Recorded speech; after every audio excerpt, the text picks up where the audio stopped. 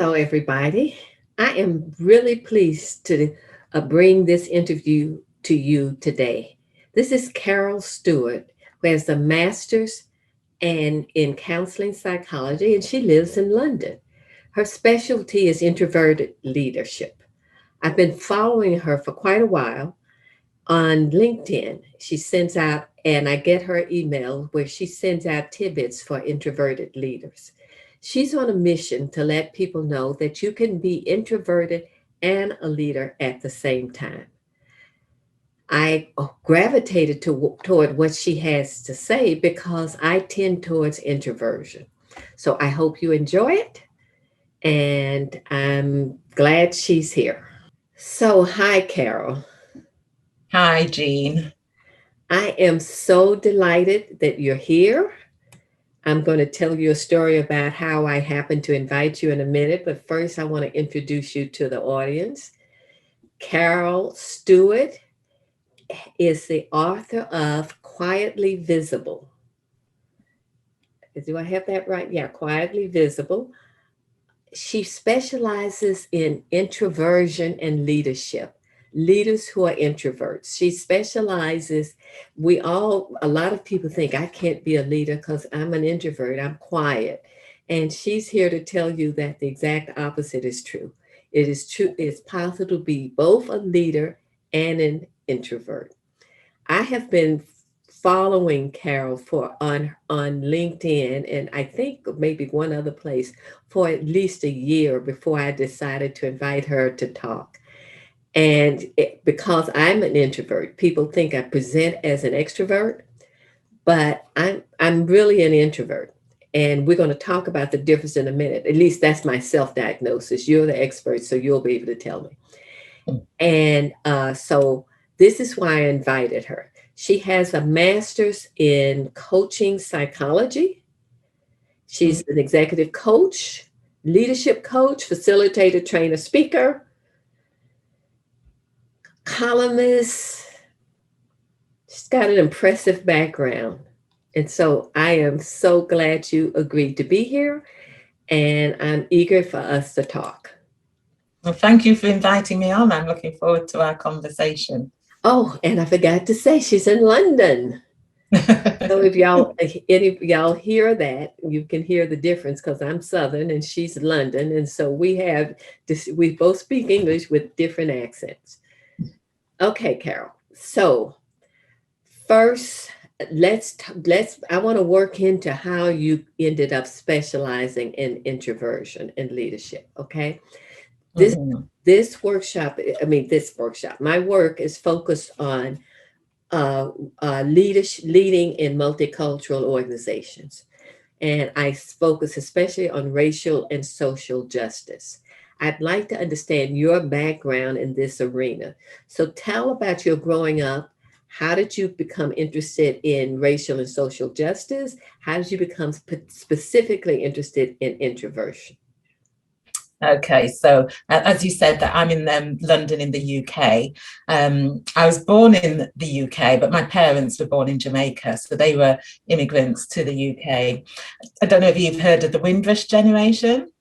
Well, my So, parents were what's part of the that word Windrush again? generation. The Windrush generation.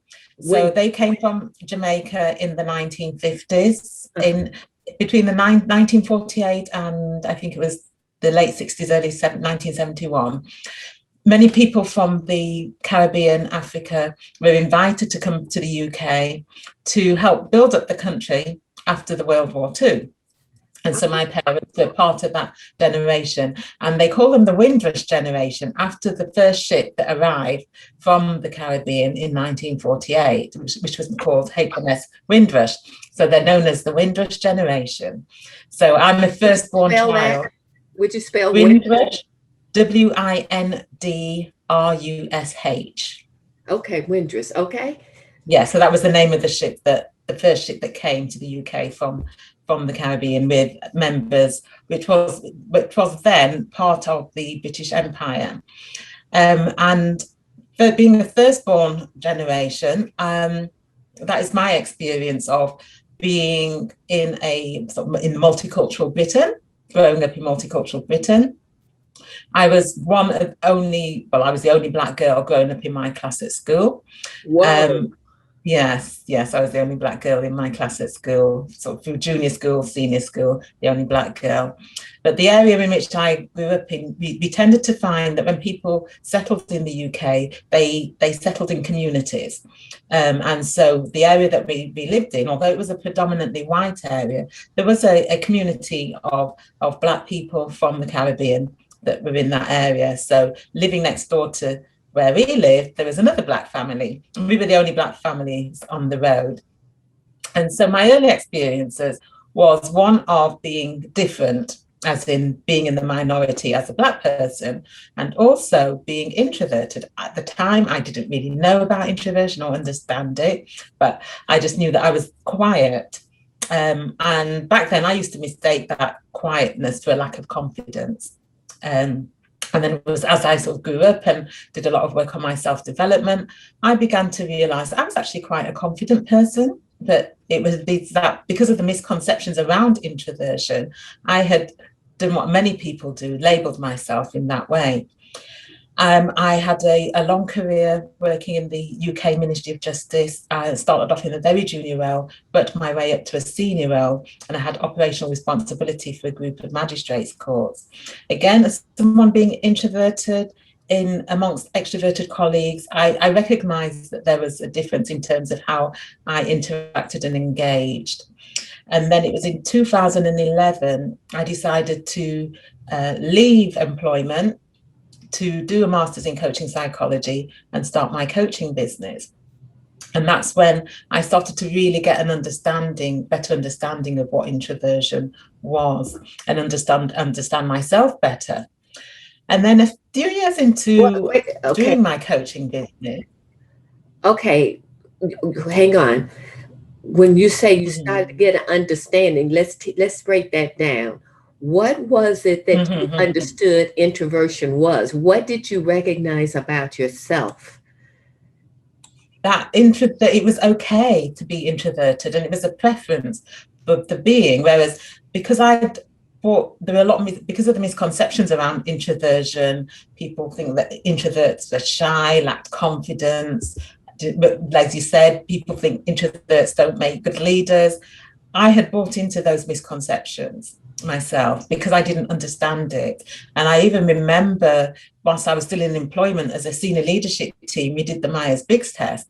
And when I got my results, I kept re-adding my scores because I didn't want it to show as being introverted because of these misconceptions, because I didn't understand what it meant. And to me, it was a very negative word and I didn't want to really associate with it.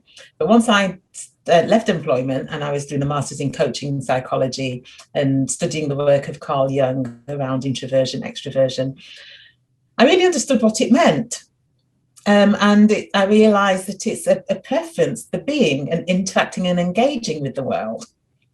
And that we all have a preference as to, introversion and extroversion exist along a continuum.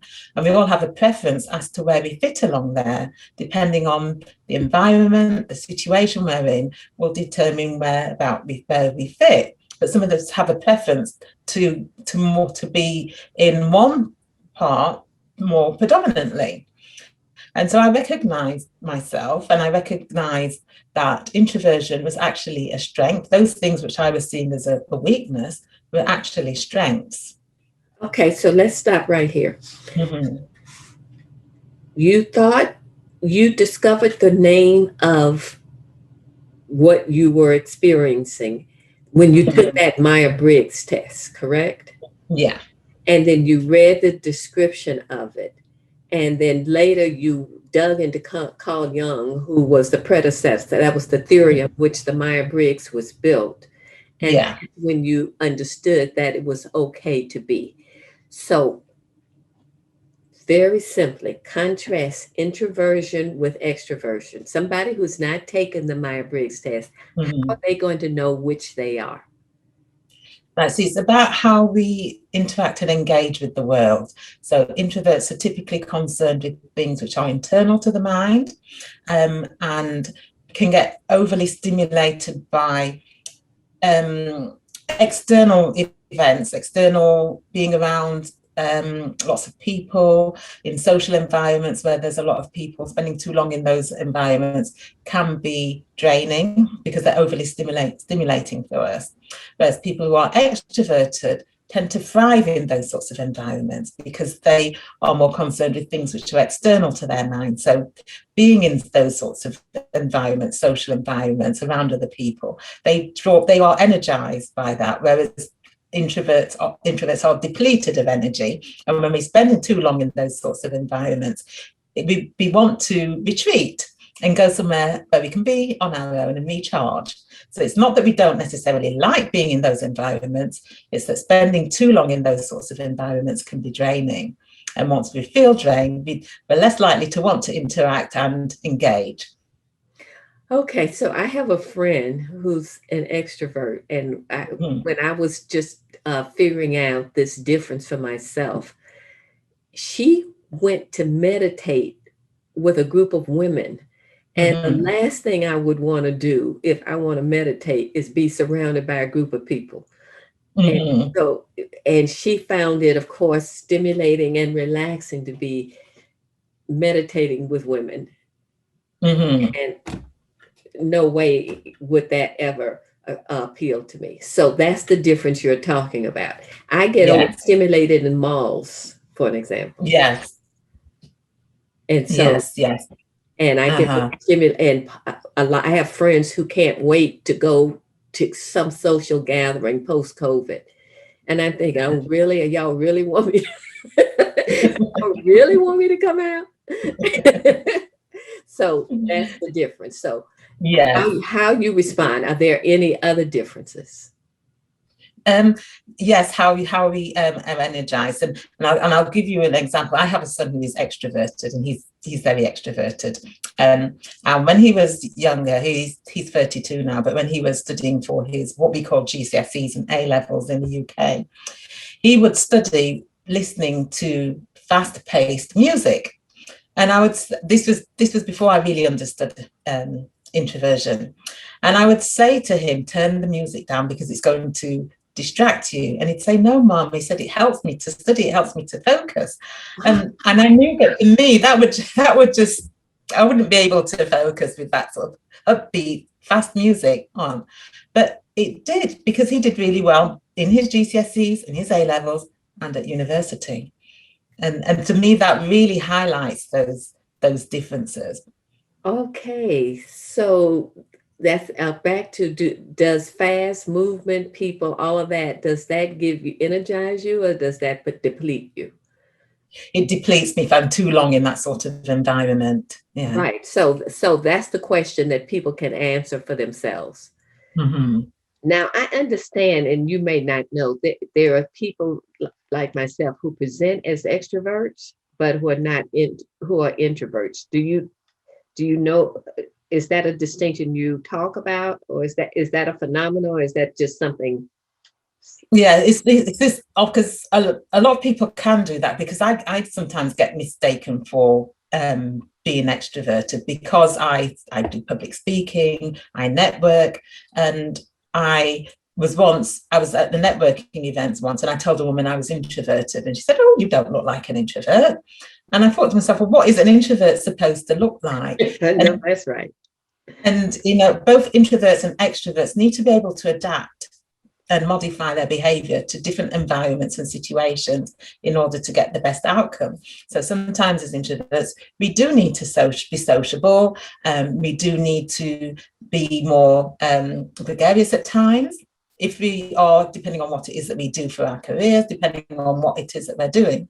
Just like extroverts also need to be a bit more reflective and maybe step back a bit. But one thing is, I've never heard someone who's extroverted being told they need to act more introverted, but I often hear people who are introverted being told they need to act more extroverted. Yes, that's absolutely so. Okay, so you network. So how do you pull that off for the introverts who really don't want to be around a group of people, and certainly not around a group of strangers? What do you say in your mind? How do you get yourself psyched up to do that? So I know that when I'm networking, because I have my own business, I know that I need to be networking in order to market and promote myself. I know that networking is a great way of doing that. And so what I do is when I go networking, I don't the room think that I have to speak to as many people as possible, making small talk. I prefer to have fewer, more meaningful conversations, because introverts typically prefer depth of a conversation over quantity. So extroverts typically will go networking, speaking to as many people as possible, whereas introverts don't necessarily like that because that can be draining. So it's about being more strategic about how I network and thinking about the types of events I want to go to and who I want to connect with. And so that when I go networking, being very strategic about it in that way, so that I don't get depleted. Okay, when you say thinking about the type of networks, what talk about what type do you prefer? So I don't really enjoy networking events where it's just a social gathering, when there's lots of people just talking. I prefer networking events where there's a theme. So maybe there's a speaker, or it might be a conference which has a particular purpose, a particular theme. And then people maybe network in the breaks or have breakouts where they get to talk to each other. So if it's just an event where people are just coming together just to talk, without a theme or a purpose, I don't really enjoy those types of networking events. Okay, so here's what you remind me of. I know Mm. I have a number of people of color, Black, I'm thinking a couple of Hispanics, who are invited to social events at their job. The boss invites everybody over, or Mm. the organization throws a party for employees and they have to drag themselves to show up. The music is different because they don't want the music, they don't want the crowds. If they're gay, they don't want to bring their partner. So how do you advise people to handle that?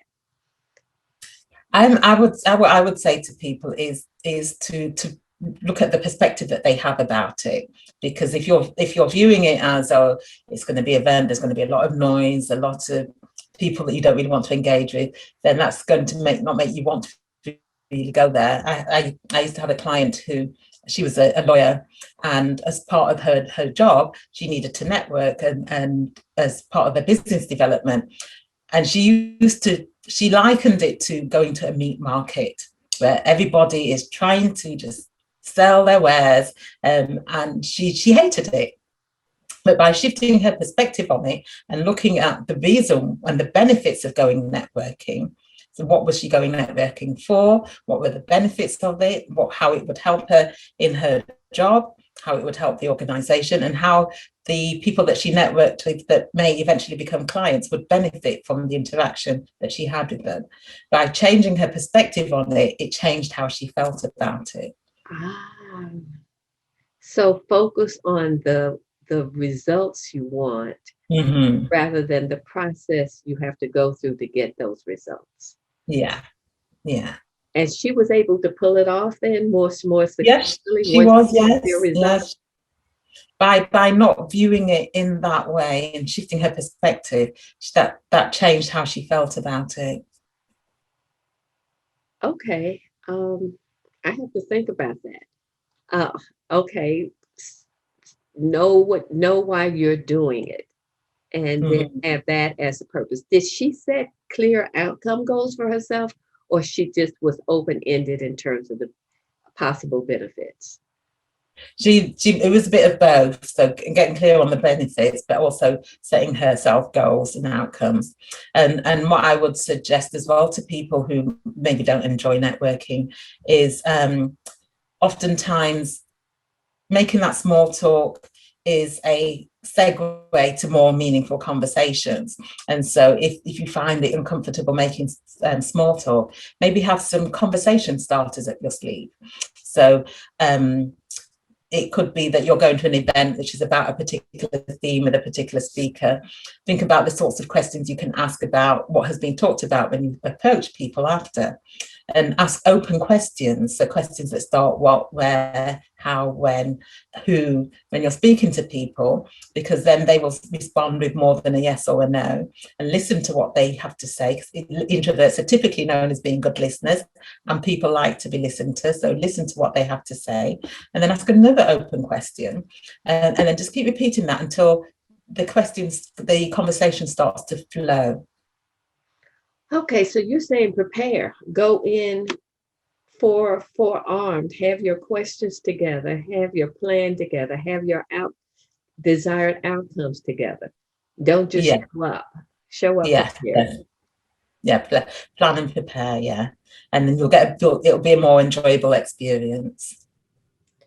Okay, so I want to ask you about something else that just occurred to me. A common tension in teams. There'll be those who talk. Mm-hmm. There'll be those who say, I prefer to listen. Mm-hmm. Those who talk look at those who prefer to listen and think, don't you have anything to say? But they don't say it out loud, but that's what they're thinking. Those who prefer to listen sometimes think those who are talking won't ever shut up and give them a word in edgewise, right? Mm-hmm. I'm sure you know this dynamic. Yeah. For both sides of it, how do you advise them to act? To understand the preferences of their colleagues. So understand that someone who's introverted likes to think and reflect before speaking. So give them that space so that they can do that they've got that thinking and reflecting time, and engage with them. So it doesn't mean that because they're not saying anything that they've got nothing to contribute. It's just that they're processing their thoughts before they speak. And likewise, for those who are introverted, understand that extroverts, they typically speak and they process their thinking as they're talking. So you might think, oh gosh, they're just talking all the time, but they're processing their thoughts. So when you have that understanding that is that person's preference, it's then easier to interact and engage with them when you take that into consideration. Okay. And that's, I think, sorry. So the extroverts are not just, they are hearing themselves talk because that's how they think.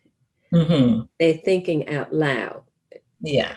And the introverts need the time to reflect. So is the introvert supposed to sit there in silence? What are they supposed to do? Are they supposed to call on the person? How are they supposed, if the person is sitting there saying nothing, what is the extrovert supposed to do? So as I've said, both introverts and extroverts need to be able to adapt to get the best out of a particular situation. So as someone who's introverted, they need to be able to adapt and speak up as well. And so, we often find this in meetings that, I find for introverted leaders that meetings are one of their biggest challenge because of the way that meetings are conducted that doesn't allow for that thinking and reflective time. So it could be that they do a lot of their preparation beforehand, going through the agenda, looking at the items on the agenda that they want to have a say on or they want to discuss, so that they do a lot of that thinking before they go into the meeting, so that when the meeting comes that they're more able to respond on the spot when those items come up or if questions get put to them. Also, if somebody asks them a question and they feel that they need more time to think and process their thoughts, to give their initial response. Their instinct on what their initial response is, and then just say, well, if I've got anything further to add, I'll get back to you. Okay. So say if I'm an introvert and I haven't said anything, just say any response and say, I'll give you my initial thoughts. And after I finish saying that, I'll say, if there's more, I'll say it later. And do that rather than say nothing. Yeah. So what about the people who are scared to death that if they say something, they'll say the wrong thing or it won't come out perfectly? What do you say? And then that is a different issue, because sometimes people are fearful of speaking up. Right. And so it's about managing those fears. So when you're fearful of speaking up, you're likely to be feeling anxious about it. And as a result of feeling anxious, then you're not going to speak. Or if you do speak, because you're feeling so anxious, you won't speak and say what you want to the best of your ability. So by just managing your thoughts and your emotions will help to change how you feel. So if you're going into a meeting or a discussion and you're worrying about, well, am I going to say the right thing? Am I going to say the wrong thing? Then that is going to make you feel anxious. So challenge your thoughts about the environment, what it is that you, while you're at the meeting, challenge your thoughts and beliefs and change them to something more helpful. And if you find that your mind starts to wander and worry, just bring it back to the moment and focus on the here and now, because worrying about it will just make you feel worse. And so rather than letting your mind wander away and worry, just tell yourself, I haven't got time to worry about this right now. Right now, I'm just going to focus on what I've got to say, or just getting through this meeting, and I'll worry about it later. Now, I have a thing, I say to some of my coaching clients, make an appointment to worry. Yes, I do that as well. Yeah, so make an appointment to worry. Tell the worrisome thoughts, you'll get your time at such and such a time, but right now I'm here in this meeting and I have to do this thing. So you're saying the same thing. That's what I do as well. I say, tell yourself you'll have a worry party later. Okay, so for now, risk saying it even if you say it wrong. And because the thing is, when you remove that anxiety, you're going to be thinking more rationally and more clearly, and chances are you won't say the wrong thing. But when you're worrying about it and you're feeling anxious, because of you'll start to think irrationally, and then you are more likely to say the wrong thing. But if you can clear your mind and think more rationally, you're in the role that you're in because you have something of value to contribute, and you have the experience that you bring to the table. So no doubt you're doing that job because you're being considered you're the best person for that role. So you know your subject matter. And so chances are, if you're thinking rationally and you're thinking clearly, you're going to say the right thing. And the thing is, if you say something, sometimes people worry that people might ask them a question and they can't answer it. And if somebody does that and you don't know the answer, just say, I'll get back to you on that. Okay, so I call that self-affirmation. So affirm, I know what I know. I wouldn't be at the table if I didn't deserve to be here. Right? To the extent you can, prepare ahead of time so that you can have your thoughts, push away worry, or plan not to worry if you can. Plan when you're going to worry. I'm going to worry over here, but right now I'm here. You said focus on the here and now. So focus on the people in the room. And then that stacks you up for success, as I'm understanding. Yes, it does. Yes. And keep putting that into practice. And so that you get into practice. Say more about that. So because you know that if you know those sorts of environments you're not necessarily at your best, and you know that you have a tendency to worry, then what we've talked about, the preparation, the having, putting your worries aside to later, telling yourself you'll worry about it later, bringing your mind back into the present, that's something that you'll have to keep on putting into practice. Every time you go into a meeting is recognizing that this can happen in these sorts of situations. So I know that this is what normally happens to me in these situations. So I know that these are the things that I have to do in order to be at my best. Okay. So think of let me go before I go there. Are there racial, ethnic differences in introversion and extroversion? Are there situations in which one will pop up more than the other? I mean, I haven't observed any differences between races when it comes to how they are with their introversion. But what I do find is that where somebody is in the minority, they things like imposter syndrome is more likely to rear its head. So if they are introverted, if they are Black, if they're introverted in a extroverted dominated environment, if they are Black in a white extroverted dominated environment, then things like imposter syndrome and self-doubt are more likely to rear its head. Ha. So an introvert surrounded by a bunch of talkers is likely to think, I don't belong here.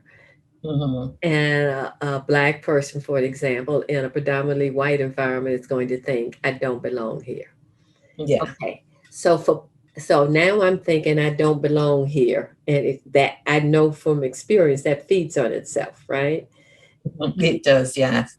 So what am I supposed to do to get out of it? Right, so it's recognize what it is you're thinking, your thoughts, and what you believe about yourself in that situation that you are in. Because we're very much led by our emotions. Many of us are very much led by our emotions, and the way that we think affects how we feel, and we act and behave according to how we're feeling.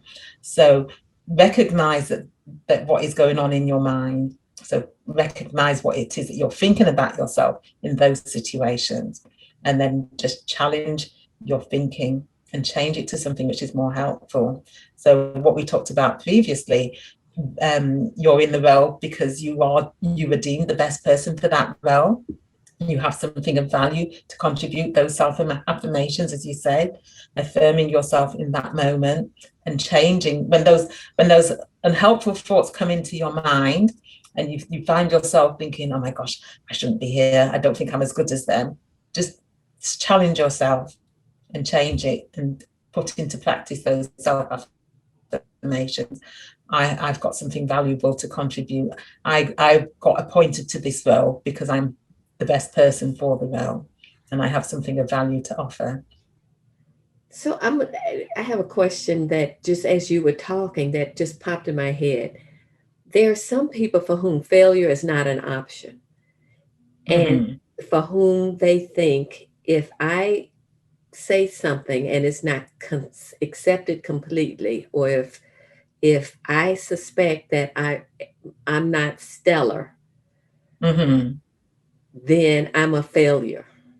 Do you think that happens more with introverts versus extroverts, or is that just a characteristic of some people? I think it's a characteristic of some people, but I do see a lot of introverts who can be like that and are perfectionists. So they don't want to fail, so they want things to be perfect. And I often find that the reason why that is because they are maybe doubting themselves and thinking that they're not as good as everybody else. And as a result, things have to be perfect. But then perfectionism can be very stressful. And when you strive for perfection, you're putting a lot of stress and pressure on yourself. And so it's about recognizing that it doesn't have to be perfect. Strive for excellence, but you don't have to strive for perfection, because good is good enough. Okay, so most of the perfectionists I know they are perfectionists, but they don't have a clue as to how to not be that way. And they don't have a clue as their heart sinks, they feel themselves get flushed, they pull back, and they don't know what to do. Yeah. What would you suggest? So recognize what is good and what is being perfectionism. So giving you an example, I had a client who was a perfectionist and would spend hours ruminating over work, staying late, wanting to get things perfect, and would get very sort of disappointed when she would maybe submit reports or something, and people didn't seem to acknowledge the amount of work and effort she put in getting things perfect. And it was stressful for her. And so what I did was I asked her, what is good? What does good look like? And what is it that people are expecting of you? And she recognized that that the standard to which she was striving for was not what people were expecting of her. So she delivered. They didn't. So the fact that she'd spent hours ruminating over it, working really excessively long hours, that didn't make a difference to the people. They just knew that she delivered what they expected. And so by raising her tolerance levels and recognizing what was good enough, she started to not stay so late at work. When she'd done something, trusting herself that it was good enough, so she didn't have to spend ages going over it again and again and again. And when she was delivering a particular project and she submitted it, she said that this was the least stressful she'd ever felt, sort of delivering on a particular project. And she recognized that she didn't have to stay late, she didn't have to ruminate, because the standard of what they were expecting was what she was delivering. Wow. And good was good enough. Yeah. Okay, so I'm a recovering perfectionist, and what you're saying was, my sister used to say, Jean, you're good enough is other people's high standards. And I really had to work on lowering my standard. And what I deliberately said was 90% is good enough. If I get it up to my 90%, I can stop there. I had to put a number on it. Yeah. And so that's what you're saying, basically. It's just lower your standards. Now, in the beginning, it felt sinful. It felt like I was violating a rule of universe, and the heavens would open up and something would swallow me up. So do you have people who experience that in the beginning? Yeah. And then the thing is, you see that nothing bad is going to happen. The world doesn't end, that people still carry on going about their day to day, and it's okay. I'm getting a vicarious thrill just hearing you say that. Yes, the world does not end if it's not perfect. That's right. Okay. Yeah, because the thing is, we often imagine the worst possible outcome, and the thing is, chances of the worst possible outcome happening it doesn't happen. And even if it was to happen, we're all incredibly resourceful, that we would be able to find a way to get around that. Yep. Okay. So think of the introverted leader who's doubting themselves. What's the mistake they are most likely to make? And then I'm going to ask after that, what gifts do they bring that they probably don't acknowledge? So often what introverted leaders do, who I would say who don't own their introversion, that they try and be something that they're not. They will try and put on an extroverted persona because they think that is how they will get ahead, or that is how they will fit in. And I would say that by doing that, trying to be something that you're not, you not only come across as inauthentic, but you put a lot of pressure on yourself as well, and it's stressful. There's only so long you can pretend to be something that you're not before it starts to take its toll. So you do yourself in when you play act. Yeah. Okay, so a pitfall is pretending to be extroverted when you're not, putting the stress on yourself and appearing inauthentic. Any other pitfalls? Yeah. And then when that happens, it can affect your confidence. It can have a negative impact on your confidence, because it's like you're trying to fake be something that you're not. And so, when we're our authentic selves, we are naturally more confident. So a lot of times people feel they don't appreciate me for who I am. Is that likely to be someone faking? Would that contribute to that feeling? It might be, or it might be that people don't necessarily understand because I said there were a lot of misconceptions around introversion. People don't necessarily understand, but when people who are inauthentic, that comes across whether you're introverted, extroverted. When you're inauthentic, that people can tell that you're not being authentic. That reminds me way back when I was learning group facilitation. Mm-hmm. The trainer was told the woman who was facilitating, you need to, jump in there. And she looked him Mm-hmm. dead in the eye and said, I'm slower than you are. Yeah. And that stopped him dead in his tracks. Mm-hmm. Yeah. When I was doing research for my book, I spoke to lots of different introverted women who are leaders. And there was one senior vice president. When she joined the organization, she made a point of saying to people, if you want me to make a decision, then you have to give me time. She said, you can come to me and expect a decision on the spot, and I will give you one, but it's not going to be my best decision. If you want my best decision, you have to give me that time. So she set the tone from the beginning. She went in there and she set the tone from the beginning. Whoa, so lay it on the table. Yeah, yeah. And since But not everybody has the confidence to do that, though. So to lay it on the table, you got to believe enough in yourself and in your strengths to be able to do that. Yes, yes.